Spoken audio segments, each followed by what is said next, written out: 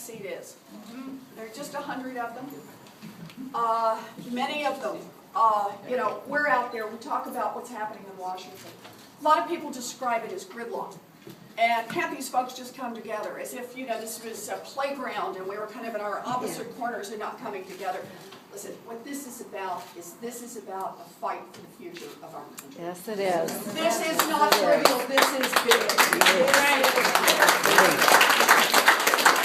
And right now there are two very different visions for how to build a future. The Republicans have made their vision clear. Their vision is, in effect, you cut taxes for those at the top, you cut regulations for the biggest corporations, so that the rich and the powerful hang on to their money and hang on to more power, and let the devil take the high note for everybody else. In effect, their statement is, I got mine, the rest of you are on your own. Good luck to you.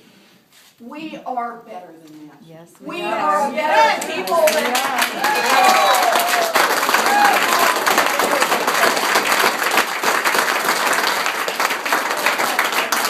Democrats have a vision for how to build a future.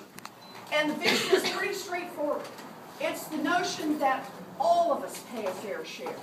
That all of us make the investments in the future, that we invest in education for our kids, that we invest in basic infrastructure, in roads, bridges, water, and power, so anybody can start a business. So we've got that infrastructure to have a bright future. And we invest in basic research. We create it so we've got innovation going forward. That's what we do. We have everyone pay a fair share, we all make those investments in the future, and we believe in a level playing field so all of our kids have got a real chance. That's right.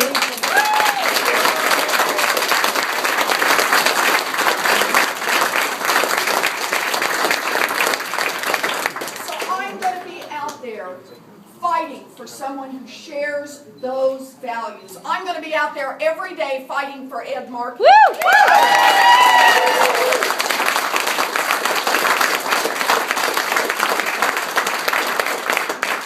Let us never forget where Ed Markey stands on the core issues. Our children are dying from gun violence. Ed Markey is there to help us ban assault weapons. That's right.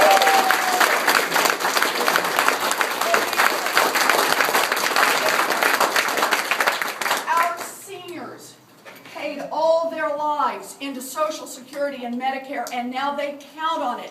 Ed Markey will be there for them.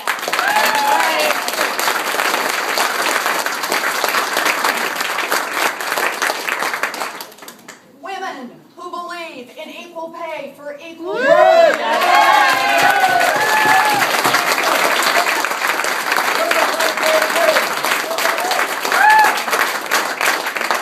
And in a world where the Republicans defend billions of dollars in subsidies for the big oil companies, Ed Markey will be there for a clean environment and clean energy.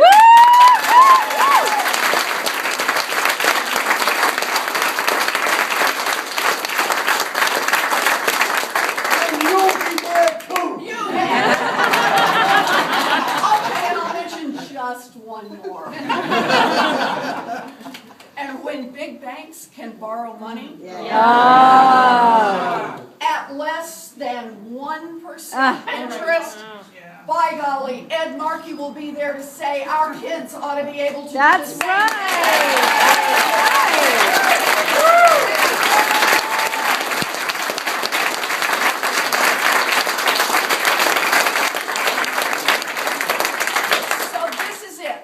It's all on the line. We're down to the short strokes. I know what the people of Framingham can do.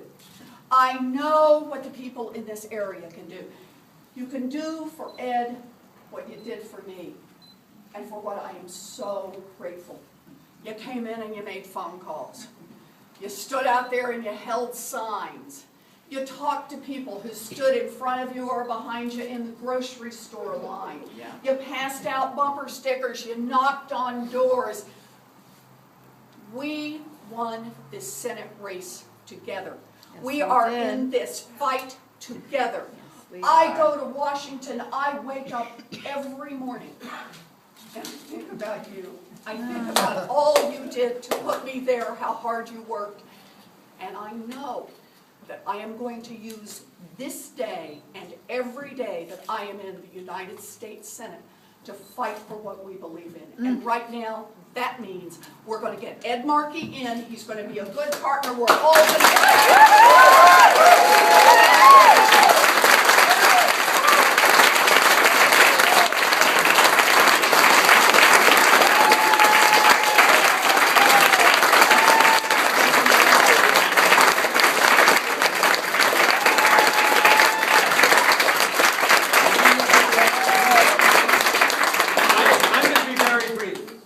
say that this woman was born to be our senator.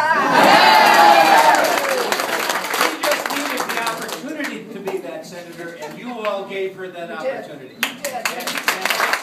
That's what we need to do for Ed Markey. That's right. On the other hand, we have who the Republicans have put up. They put up a financial man. They put up a financial man. This goes back to what the senator was saying. The Republicans look at this as a situation where the person from Massachusetts, the most progressive state in the Union, they want to put up a conservative financial man. We just cannot let that happen. So we have got to double down on what we did for Elizabeth and get Ed Markey in there, someone who cares about the environment, the elderly, the veterans. I'm going to say the environment again, because that is a critical place. Women's rights. This is a seminal moment. Massachusetts has got to lead the way, and I know you all can do it. We can do it.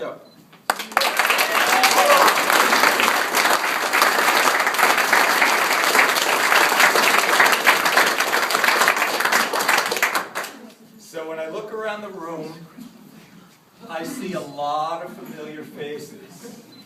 A lot of people who were walking through the heat of last summer into the cold of the fall, making phone calls because we cared, because we wanted to make a difference, because we thought it would make a difference. I'm here to give witness, if you will, because I've been able to work with Senator Warren. I've seen her in the meetings. I've seen her in the meetings on Genzyme. I've seen her in the meetings about people with disabilities. And I've seen her work and seen the kind of things that she's been doing and saying, and how critical it is, not only for us here in Framingham, not only for us here in Massachusetts, but for us in this country and for us in this world and this global economy.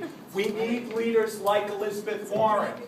We need someone who's going to dig in and make a difference, and who takes this job seriously and works hard every day. We all in this room need to continue to work hard. We need to go out and continue to knock on those doors. We need to continue to make phone calls. You folks are the folks that got Senator Warren elected. We need you folks again, because we need to have Senator Markey. Yep. Yeah. We need to have Senator Markey.